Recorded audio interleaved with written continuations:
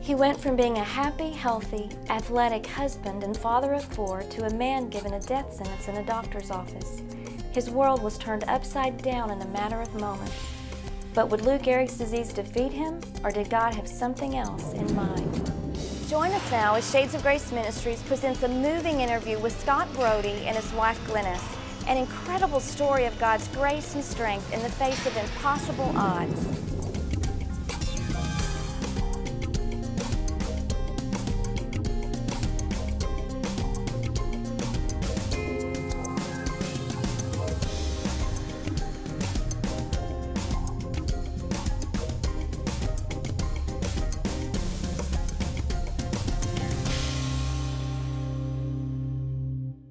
What would you do if you were told you had a terminal disease and only had a few years to live? That was the question that Scott Brodie and his wife and children had to face after Scott received the diagnosis of ALS, amyotrophic lateral sclerosis, or more commonly known as Lou Gehrig's disease. I'm Natalie Nichols, and I'll be your host for this special presentation from Shades of Grace Ministries, Walking Through the Valley, the Scott Brodie story. Born and raised in Wisconsin, Scott was an accomplished athlete as a young man, playing as an all-state quarterback in high school. After graduating, he moved to California, then to Seattle, Washington, to work in a local gym. Scott's life seemed to be taking off, especially after meeting one of the aerobics instructors at the gym where they both worked. A year later, Scott and Glennis were married, and 7 quick years later, they had a family of 6 with a boy and 3 girls. But soon after, Scott and his family faced something that they couldn't have ever imagined. I'll let Scott and Glennis share with you personally in this moving interview. Do you remember the date that Scott's symptoms began, the approximate year that they began? Ended 1995, started 1996. In 1995? Yeah. In 1996? It's when some of his coordination, he noticed he didn't have his timing for shooting a basketball or playing racquetball, and he just noticed he lost his edge on how what he thought he could do. Yeah. But then it was in 1997, early in '97, when he realized he wasn't able to press down very hard when he was writing invoices, and he mentioned it to me, and I'm like thinking, there's worse things, you know. It's not that. Didn't really pay much attention. But later that summer, he took my daughter to have her physical done. He mentioned it to our general practitioner, and she had him do some coordination exercises, and he didn't do them very well, so she sent him for our EMG. Wow. But we didn't want to pursue that initially. We didn't want to do more testing. We just needed some time to consider and pray about what might be in our future, because she indicated that he may have a pinched nerve or he may have something as serious as ALS. And we didn't know what ALS was, so we read some books and read some things, and it horrified us. So we stalled off finding out more about his condition. We didn't really want to, we just needed to take some time. What was going through your mind, Glennis? Well,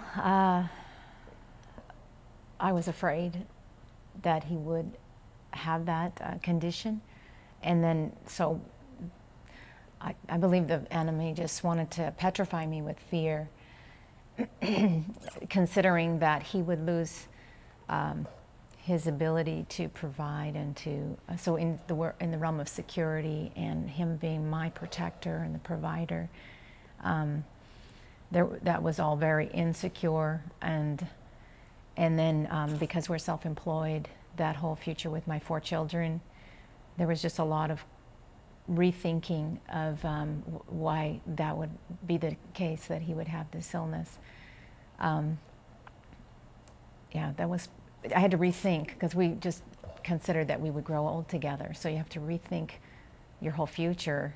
It just flashes in front of you like, wow, you mean he can't wrap his arms around me, and he can't protect me, and he can't shelter me.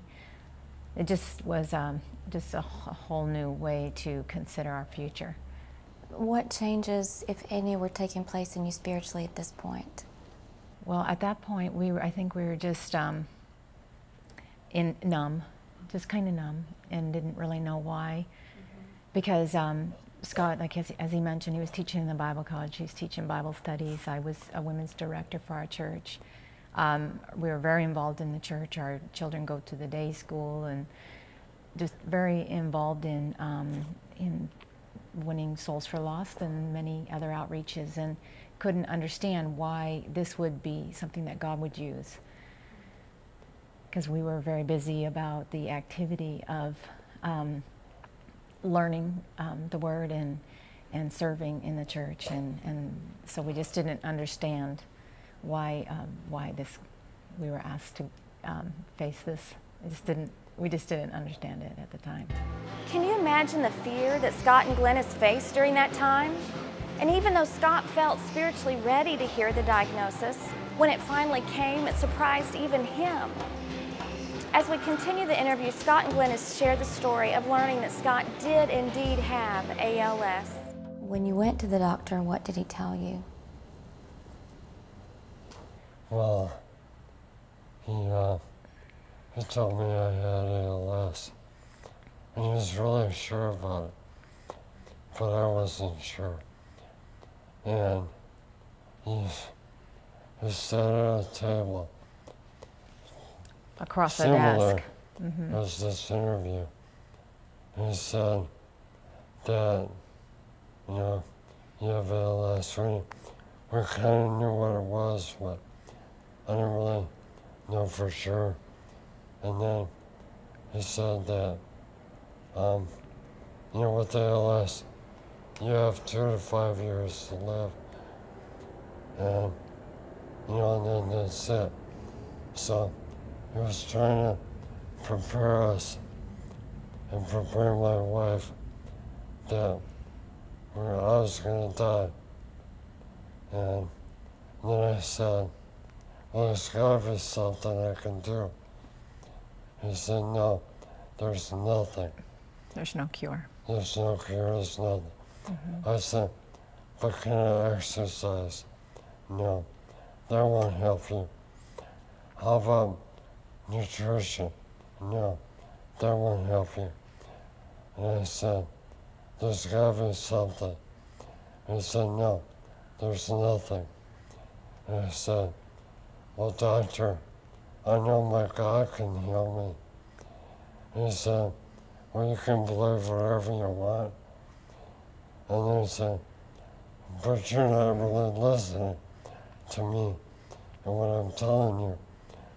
So I'm not going to talk to you anymore. And then he turned his attention to my wife because I wasn't listening. Yeah. Because I never believed it. He considered that Scott was in denial, so he was going to now help me to face what the things we need to do as far as getting our will and our affairs in order. And that's what he told me. So. Were you in shock? What were you? I was just trying to do everything we needed to do. So he was a little defiant, but I was, he was the professional, and you look to professionals that know more about these things than you do. So I was listening to him, and but from the outset, Scott has just always believed that God could heal him. He believes it to this day. And what happened then when you left the doctor's office, and in the weeks ensuing? Well, then we went outside of the room or the office, and we hugged each other and cried.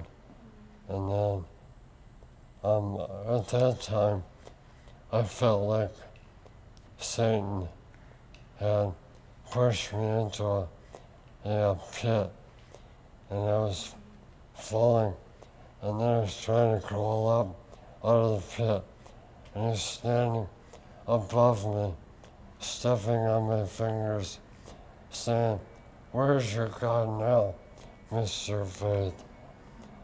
And all I knew was that God was there, and he would love me, and he had a plan. So we embraced, and then I said, I have to see Pastor Paul, the pastor of our church. Yeah.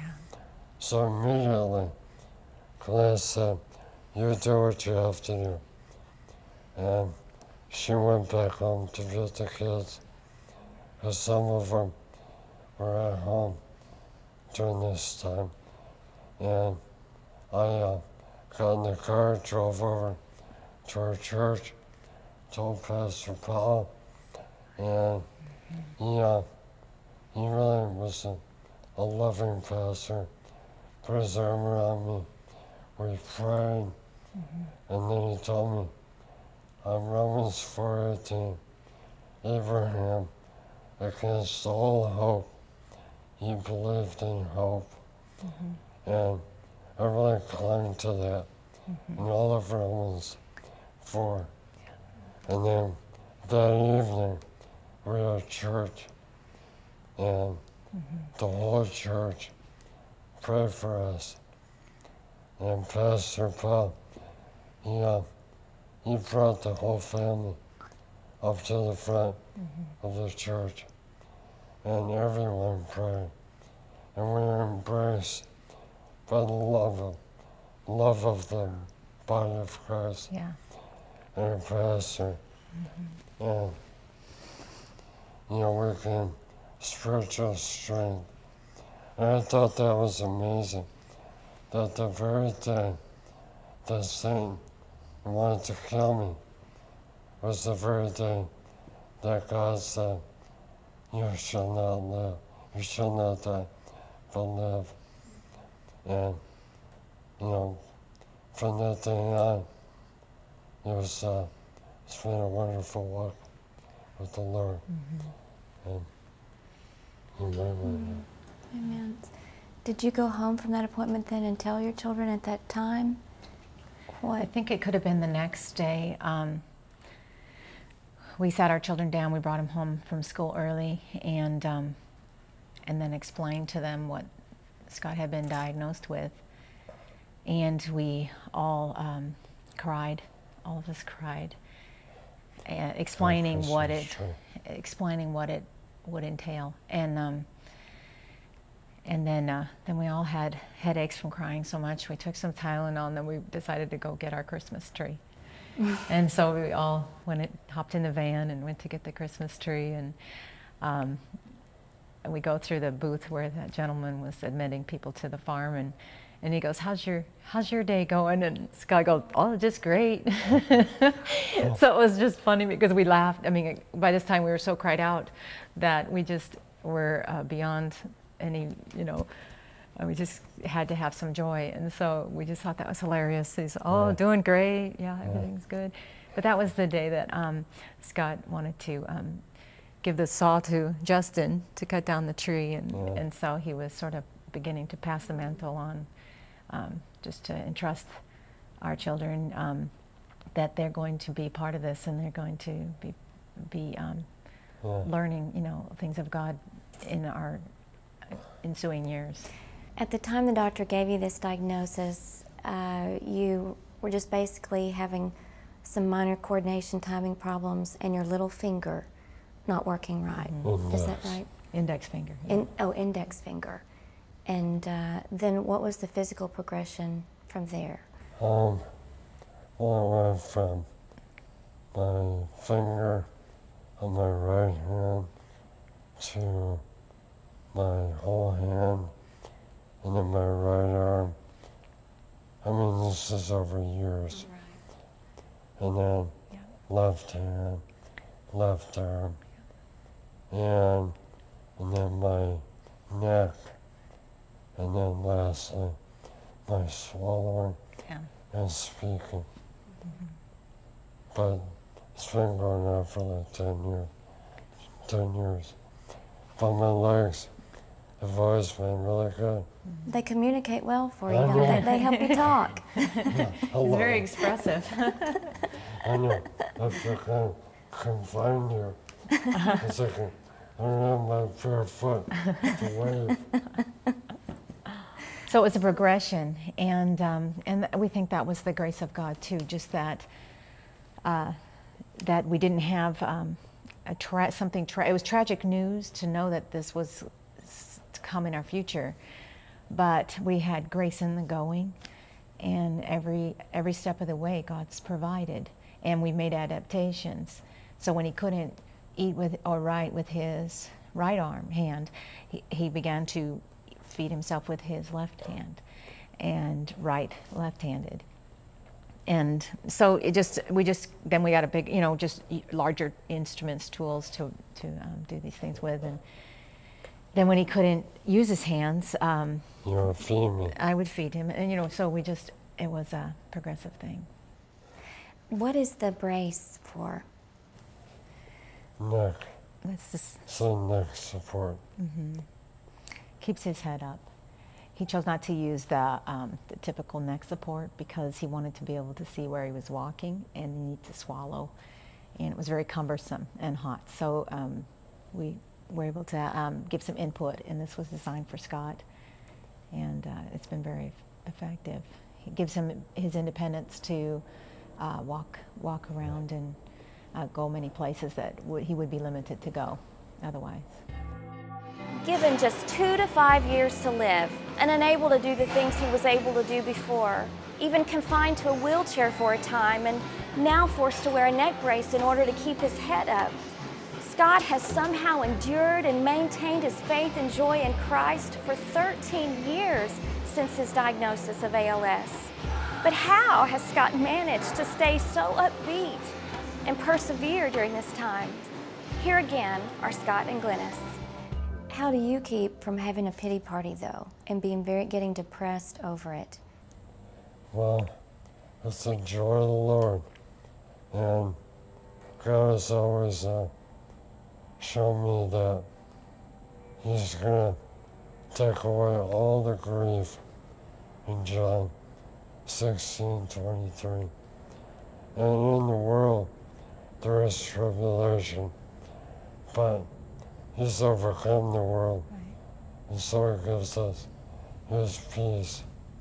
And I don't know, we've always had such a peace and grace that, there's never been a cloud over the family, over our children. We've always been very thankful. That was a word that God really ministered to us over a period of months. Just in Thanksgiving, to just look for the good in the things that He's providing, and just rather than looking at what has been lost, to see how He's made provision. And when we start looking, we see Him all around us and through other people. Yeah. And so the other thing is, we know there's nowhere to go when you have no hope. So we remain hopeful that God is in control and He is sovereign over all things, and He is ordaining our steps. He's orchestrating our lives, and so we take comfort in that. And what are you going to say? Well, I never identified with the disease because I've been diagnosed also with Lyme disease, and then also maybe hexane poisoning, chlorine from water. There's many different things, but I identified with Christ, not with the situation. Yeah. So we always live above Right. what we saw by sight. Yeah. We decided not to live in the identity of sickness. We're going to live above it.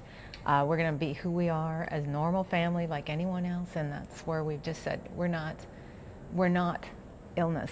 That's maybe a condition we deal with, but that's not who we are in Christ. So we're not identifying with that.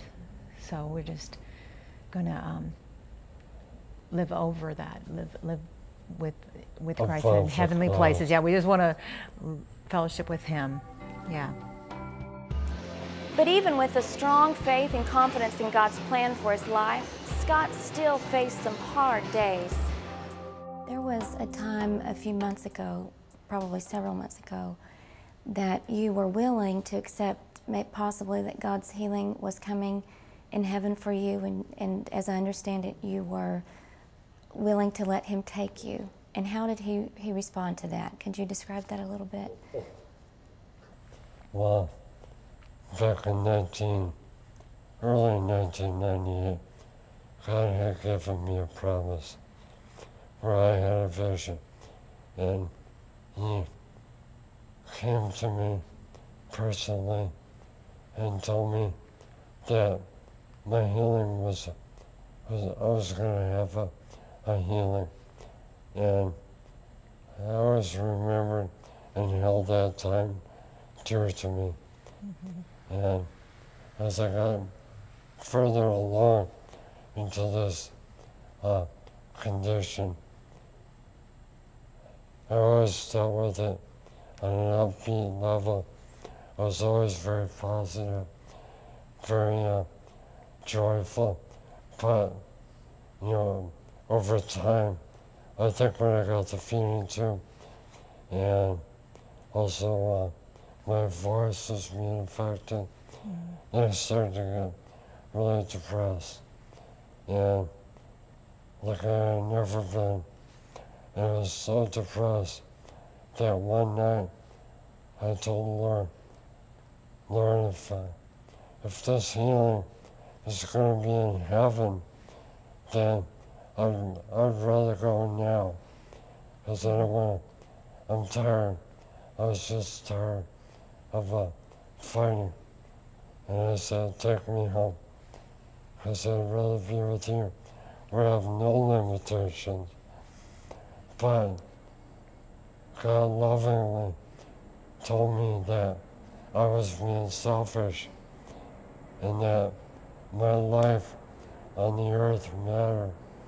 And He wanted me to live so that others could see Christ in me. Mm-hmm. And it wasn't about what I could perform or what I could do, on the earth. He only wanted me to know about His love and about how I could minister to other people by just praying for them, by smiling, by just attending, going somewhere, letting other people see me, because I didn't want to be seen. I wanted to hide and stay home. But God said, I want others to see my love through you, and you need to be out there. Don't have a pity for it, and don't be selfish. So, it was a gentle rebuke in love, but I needed to hear it. And God is so loving, and that's what His word really showed me, how much He loves me, no matter what, and He loves everyone. And He continually showing me His love. And I thank God for Him allowing me to be here so many years, and so many more years there will be. But I thank God for my wife and all that she has done and been through this whole illness. She's been there. She's been so faithful. She is my rock. And I can't even imagine going through this without a loving, supportive family member or spouse. Today, Scott and Glennis have a message that can help any of us keep our faith in Christ through the difficult times that come. How do the things that you've lost compare to the amount of Christ that you've gained? No comparison. What I've lost, I will lose again and again and again for what I've gained in Christ. Yeah. the amount of Christ that is revealed and shown me is far exceeding any loss physical. Because spiritually, getting to know the love of God and how deep and how high and how wide His love is. I don't think I ever would have taken the time to get to know Him personally. But through this, through this seemingly loss, but it really wasn't a loss, it was a gain. Yeah. Because I can in Christ, we all have. So our own vertical inner relationship with God has been strengthened. And rather than just being about Christianity and our Christian life, and hearing from another and being taught through another, God says, I want to draw you near to me, and I want to love you and embrace you, and I want to put you under my wing and whisper to you through the Holy Spirit. And that's what has just been so, just magnified in our life, that we do hear from Him. He does speak, and He speaks to many, but that has just been strengthened in our walk with Him. So what would you say to someone else who is going through a difficulty or a loss? It may be a physical affliction, or it may be loss of a spouse, death of a loved one, or financial loss, or job loss, or just an obstacle of any sort, but someone who perhaps God has not yet opened their eyes and enabled them to see the blessing that lies, within that for them spiritually, and how He can use that for them. So to that person who might see this and hear your voice, what would you say to them? I was saying, just let God love you. Just allow the love of God to minister to you right where you're at. Doesn't matter if it's an illness or something emotional. It doesn't matter what it is. God wants to love you. So just allow Him to do all the work and rest in that. Rest in His love and abide in Him. Put Him first, and He'll add all these other things onto you. But the love of God is so important. And then you gird up the loins of your mind. You're sober and you hope until the end. Yeah. You're in 1 Peter 1:13. Just hope and trust Him and let Him love you. Yeah, I would say also that the details and the questions are great, that in any trial we don't understand, and that we have to know that, as Scott's sharing, that God loves us, that He has the best for us, the very best. And He wants to teach us, He wants to draw us near to Him. And in time, answers will be given. But to remain hopeful, and then just to give yourself grace that you may react, but it's okay.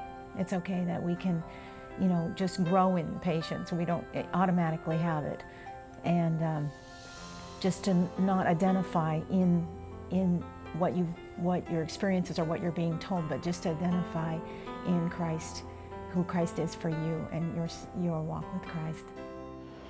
What a powerful testimony to God's love and sovereignty in the lives of His children. This past year, Scott and Glennis celebrated 2 special occasions. Scott's 50th birthday, a huge milestone since he was told he would never live to see his 40th, and Scott and Glennis's 25th wedding anniversary. Between these 2 special days came difficult decisions and more adjustments. Scott battled serious infections and ultimately had to have a tracheostomy, which allows him to breathe with the aid of a ventilator. But once again, the grace and strength of Christ have allowed Scott to persevere and defy the odds. In 1 Thessalonians 4:8, the Apostle Paul said that physical training is of some value, but godliness has value for all things, holding value for both the present life and the life to come. In his athletic days, Scott knew the value of physical training, but yet now, having faced so tangibly how temporary this life is and how difficult it is with its challenges and obstacles, Scott knows full well the value of godliness. He has experienced it firsthand. This godliness, the life of Christ in us, gives us joy and peace and contentment and strength and endurance and perspective that is not our own, but that of Jesus Christ. In fact, this godliness gives us the holiness of Christ. Hebrews 12:7 tells us to endure hardship as discipline or as training, for God is treating us as sons. Our fathers disciplined us for a while as they thought best, but God disciplines or trains us or allows us to go through hardship in order that we might share in His holiness. During our hardships, Jesus takes on our flesh, our natural man that gets tired and weary, and we take on His holiness. That passage in Hebrews continues and says that no discipline, no training is pleasant at the time, but later on it produces a harvest of righteousness and peace for those who've been trained by it. I see this harvest in Scott and Glennis' life, don't you? And God is doing the same thing in your life and my life as we walk through our hardships. You and I may not be facing the challenge of Lou Gehrig's disease, but we may be facing other challenges that feel as though we're walking through the valley of the shadow of death that David spoke of in Psalm 23. In such times, God comforts us and reminds us that He cares. I know He's done this for me through Scott's story, and I hope He's done this for you today. It's been a joy sharing Scott's story with you. No matter what you are going through, I hope you remember Scott and Glennis and just how faithful God is to us and how much He loves us. I appreciate you joining me, and I encourage you to always remember that God comforts us in life's trials.